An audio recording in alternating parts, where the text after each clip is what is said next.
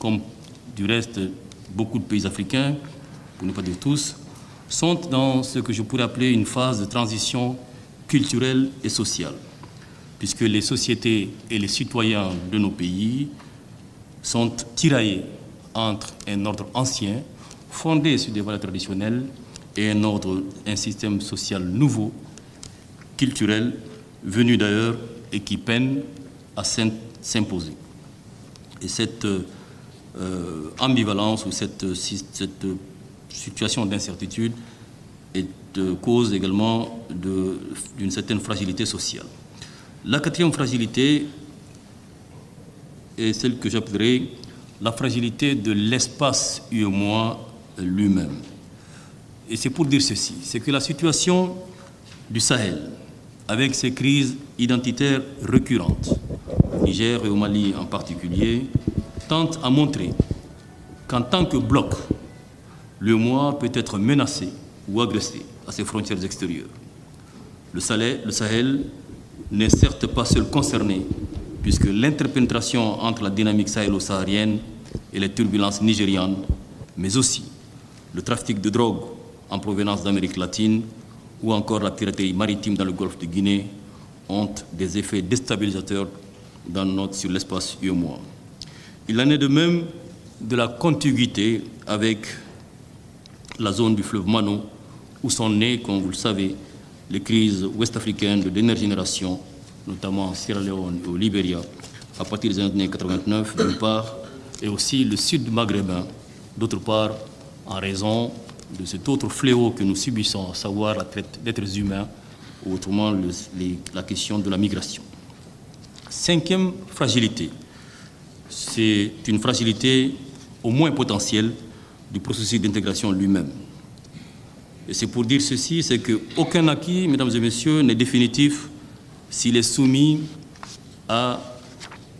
des menaces extérieures lorsque celles-ci atteignent une gravité telle que l'existence physique des pays entiers de l'espace UEMOA peut être remise en cause.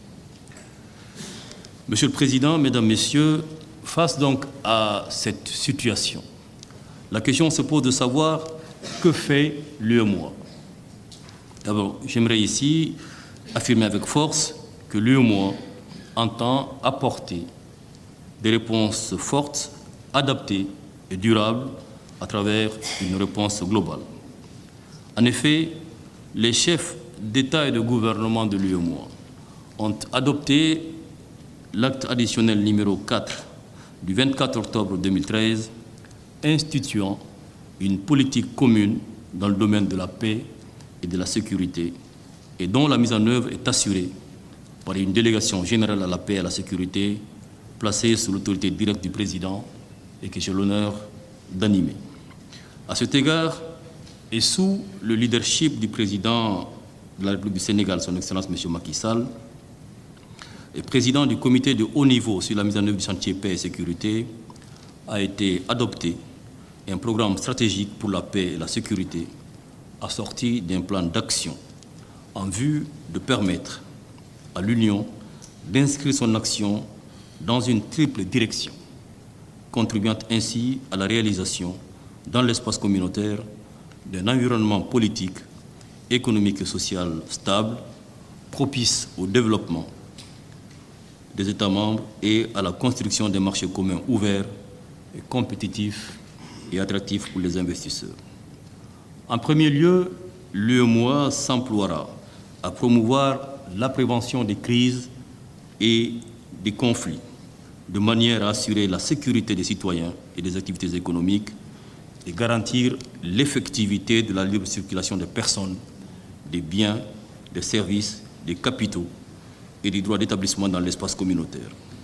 Pour ce faire, l'Union œuvrera à renforcer les capacités des services des États membres dans les domaines de la justice, de la sécurité et des douanes, ainsi que des organisations de la société civile intervenant dans les domaines de la paix et de la sécurité. De même, nous œuvrerons à une harmonisation des dispositifs nationaux dans la lutte contre le terrorisme, la criminalité transfrontalière, y compris le grand banditisme et le vol de bétail, le blanchiment d'argent, le trafic de drogue, d'armes et d'êtres humains. Le deuxième objectif majeur que vise l'UEMOA, c'est la consolidation de la paix dans notre espace communautaire. Pour y parvenir durablement, seront mis en œuvre des programmes communautaires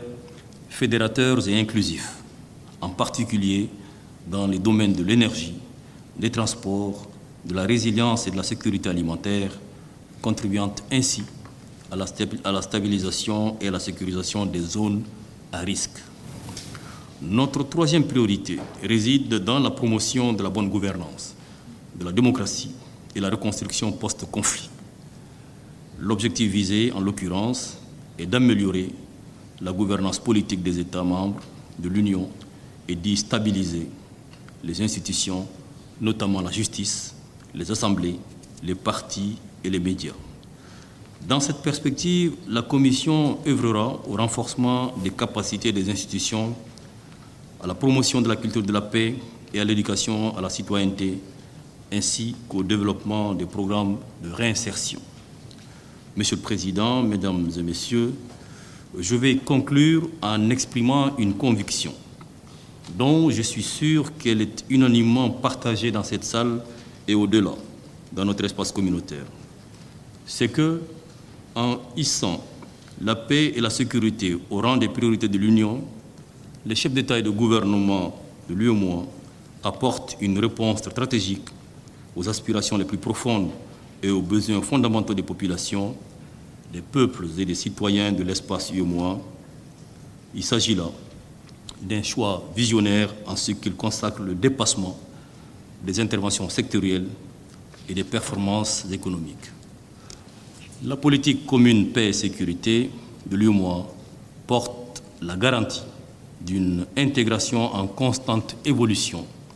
et en approfondissement permanent. Elle consacre une mutation qualitative de l'UEMOA qui devient un acteur politique majeur dans l'ordre sous-régional. Et dans cette dynamique, l'association des médiateurs des pays membres de l'UEMOA a un rôle utile à jouer compte tenu de la qualité des femmes et des hommes qui la composent ou qui y ont appartenu. Voilà, Mesdames et Messieurs, les quelques mots d'introduction que je souhaitais faire en attendant que nos débats puissent nous donner l'occasion de revenir sur les thèmes débattus ici ou d'autres qui ne l'ont pas été évoqués dans le cadre du débat. Merci, Monsieur le Président.